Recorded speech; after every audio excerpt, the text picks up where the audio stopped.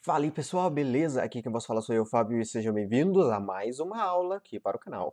Então, pessoal, nessa aula aí, né, nós iremos estudar um pouquinho sobre níveis de acessos de membros.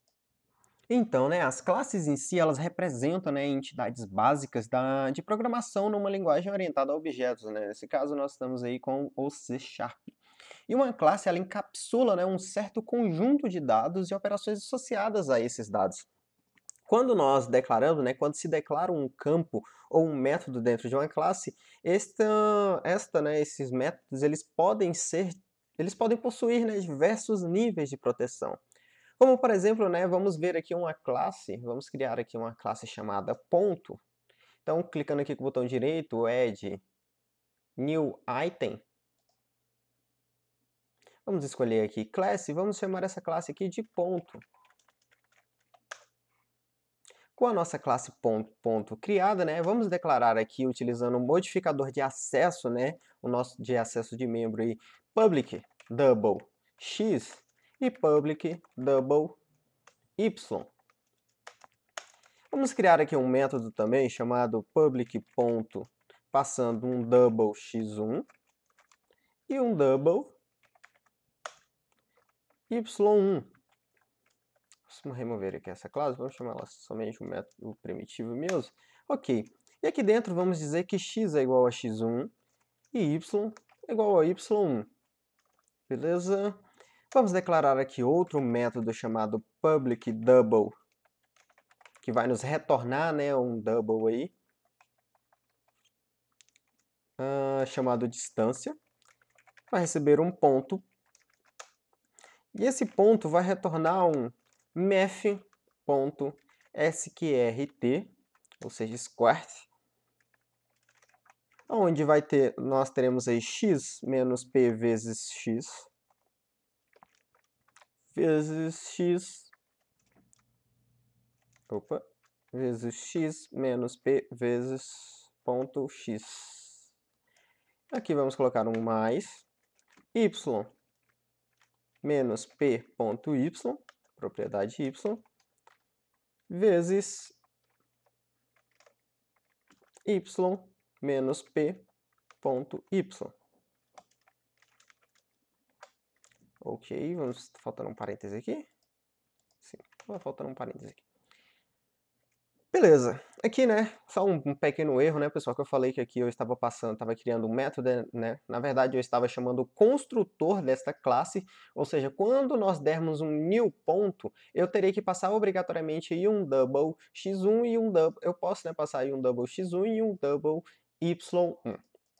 Aqui nós temos um método declarado como public que vai nos retornar um double, passando com o nome distância, passando um ponto qualquer que vai nos retornar aí, né, esse math.squared, ok?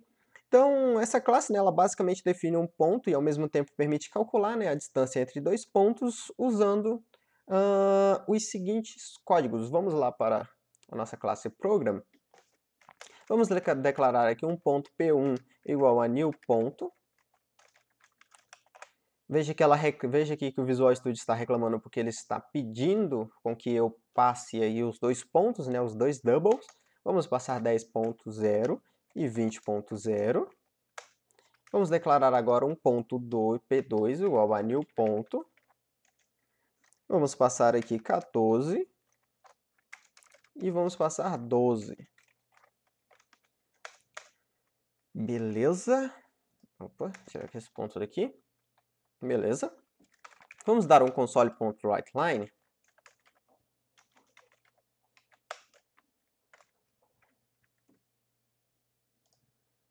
E aqui dentro do nosso console.writeLine, vamos dizer que a distância entre P1 e P2 é igual ao meu primeiro argumento, aonde eu vou passar P1 ponto distância, passando P2.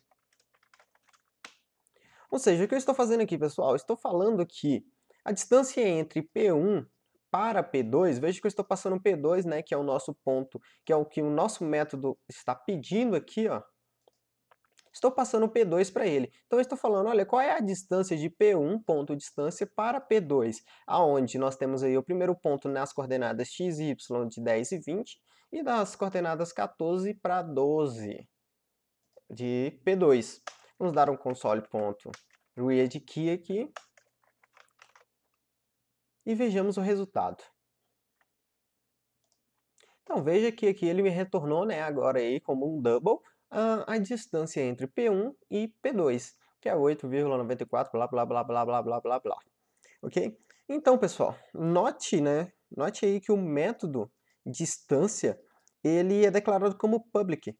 E ao ser declarado como public, né, isso quer dizer que qualquer outra classe além do ponto pode utilizar esse método. Nesse caso, nós utilizamos lá no program.cs. E isto, né, ele é possível, né, o método é visível para elementos também fora da classe.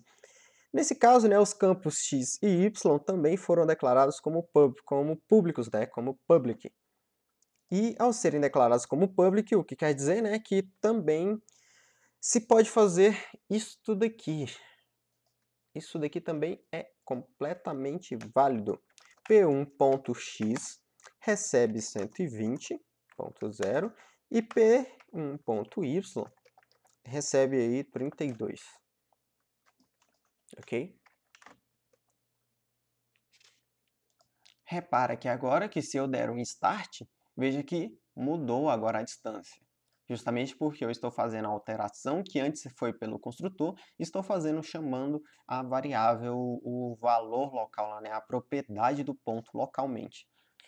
E por padrão, né, todos os campos e métodos que não levam um qualificador, ou seja, quando eles não têm aqui, né, um qualificador, que isso daqui é um qualificador de acesso, né, quando eles não levam um qualificador, ele tem a visibilidade, né, padrão, que é a private.